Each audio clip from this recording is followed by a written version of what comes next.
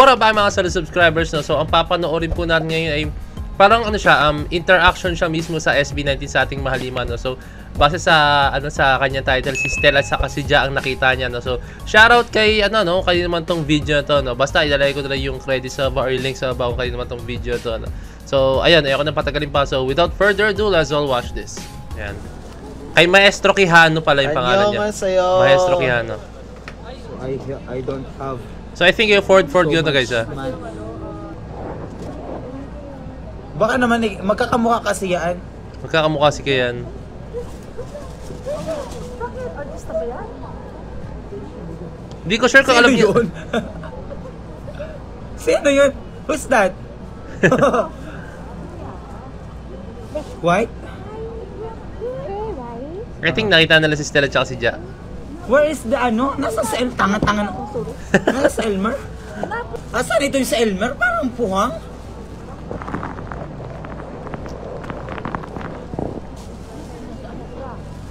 May dala bang plastic siya? Puhangin talaga kung si... Sabi? Tara. Sabi? Sino yun? Ano ba? Sabi? Ano SB19? Tara. Wait lang. Ano SB19? Anong SB19? So?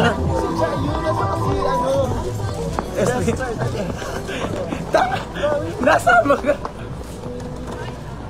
Baka hindi sila yun. May nahabol kaming SB19. Wait lang. Where they go? Makikita mo sa itsura niya na kailan niya SB19 Ayun na.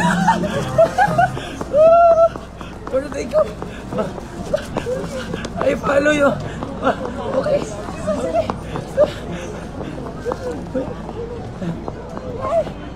Excuse me, can... Oo nga! Pwede ba mag-picture po? Ayan na lang po. Oo nga niya, Ay, sorry po. Sila sa gitna. Ay, kayo po sa gitna. Yung SB19 nandito. Si Ja.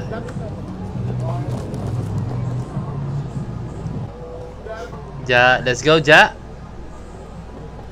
Hinabol namin to. Kakapagod. Thank you po, thank you. Akala ko kung sino. Ayan ang SB19. Still. Andito. Ayan ang SB19. Andito. Okay, patingin ako. Patingin ako. Yung SB19 ayan dito. Ngayon ko lang, dito ko lang talaga sa Korea na nakita. Hindi ako tingin.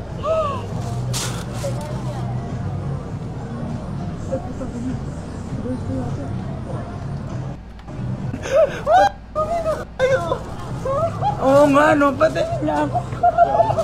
Ang guwapo nga. Nakita niyo naman, approachable talaga sila, no? Kahit anong mangyari, like, lapitan nila or kung anumang reaction ng gawin nila. Sobrang approachable talaga ng ating Mahalima, no? So, sobrang may kita doon, sobrang humble talaga nila sa ginagawa nila, no? Wala man lang yung kung ano man. Hindi ko man nakikita full video, pero yung kung ano man yung, kasi medyo iba-iba yung angle ng camera. Pero I'm very sure talaga na sobrang down to earth na ito mga to. Sa Korea pa talaga kami nagkita ni Estelle. Hindi makaget over. Actually, sa mga concert niya, hindi naman. Ako talaga. Sabi ko, yung SB19 nandito sa sa South Korea. Patayin mo na. Tanga ito. Ang SB19. Ulit wala na. Pinas na. Meron pa to guys, parang may part 2 siya. Panoorin natin nila. Kami ay nagbalik dito sa Myeongdong Night Market. Nakita ulit nila. Hello po, pwede po magpa-picture? Kasi kayo po yung pinuntahan talaga namin. Wala, sorry po. Pwede po Elna, bilisan mo! Oh my God. Ay, hello Justin. Hello Justin. Grabe ang Mahalima natin, no? Walang takas kahit sa ibang bansa. Kahit sa ibang bansa, nakikilala sila, nai-recognize sila, no? Grabe, walang takas ng mga to. Hello po. Stel, SB Stel. Say hi sa mga Pilipino natin. Hello po. Pauwi na po kami bukas din sa Pilipinas. Oh, thank you po. Thank you so much. Hello, thank you po. Thank you po. Thank you, thank you. Hello. Oh my God. Hello ka, wow. Oh, nakita namin si Stel. Tapos sumigaw. Ito yung mga sigaw ng ano. Wala, tuntua siya.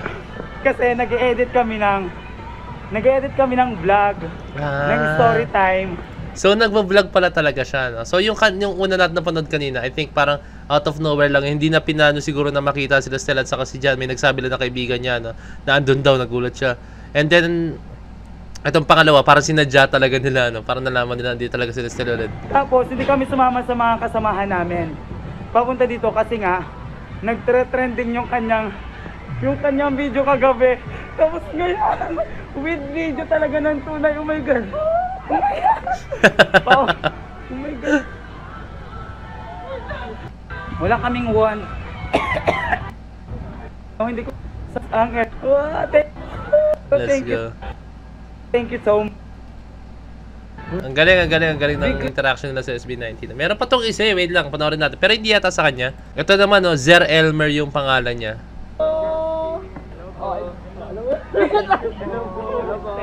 I think siya yung kaibigan ni maestro kanina. Sa mga Pilipino natin. Hello. Pauwi na kayo? Pauwi na po kami bukas. Ingat po. Thank you so much. Hi.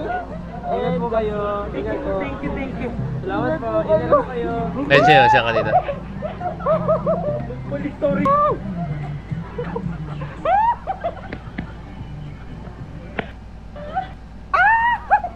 Alam mo, death ng story lumabas.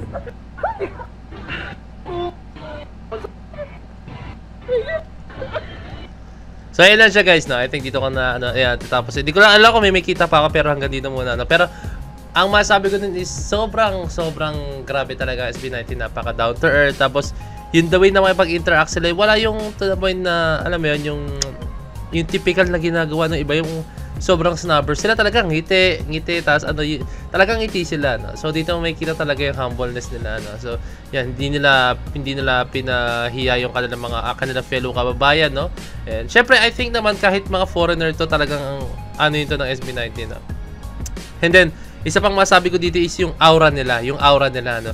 Makikita mo sa isang tao pag yung aura nila is parang namamlastic lang, pag yung aura nila is parang pakitang tao lang, o yung aura nila is parang alam mo yun, para masabi lang sa camera or may makita na silang, dahil may camera, magiging gano'n na sila. Wala akong nakitang gano'n, walang bahid ng gano'n ako nakita sa SB19, no? Talagang napakaroon ng reaction nila, no? Talagang kung ano sila nung may kita na sila dito sa Pinas, yan din sila sa ibang bansa, no? So, hindi ko sure 18 kung anong reason kung ba't pumunta dito ang SB19, si Ja at saka si Stel, no?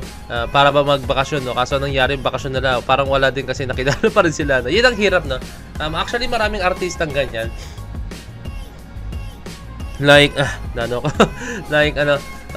isa ibang bansa akala nila may freedom na sila, no? Pero yung pala kilala pa rin sila. Pero hindi katulad na sa Pinas. Kunyari, may isa akong video na nakita si Ann Curtis, no?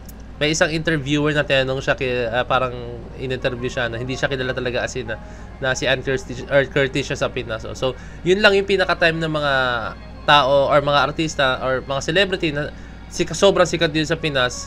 Ayun lang yung pinaka-time nila, yung pag nag-ibang bansa sila, may freedom sila, no? Kasi pag dito sa Pinas, kahit saan talaga susundan talaga sila, no? Pero dun sa ibang bansa, parang may freedom sila, no? Kahit pa paano, no? So, hindi mo masisi talaga ibang artist. Siyempre, SB19, no? Hindi mo sila masisi kung pupunta sila sa ibang bansa para makapag-enjoy, no? Kasi ayun lang yung pinaka-time nila para may freedom sila, para maranasan ulit lang kung paano maging isang ordinaryong tao talaga, no? Tao rin naman sila, ano ba yan? Ordinary. Hindi, basta yung ordinaryong citizen, yung hindi sila kilala, yung parang ganun. So ayun lang, I think ini-experience nila, no? Pero 18, comment down below kung anong reason kung ba't sila pumunta sa Korea, no? So ayun lang, sobrang ganda lang ng interaction lang, nakakatuwa lang yung aura ng ating mahal ni Ma. So ayun lang, kung may request pa, comment down below, message nyo ako sa Facebook page na Point to Peso, DC Point to Peso, signing out. Peace, let's G!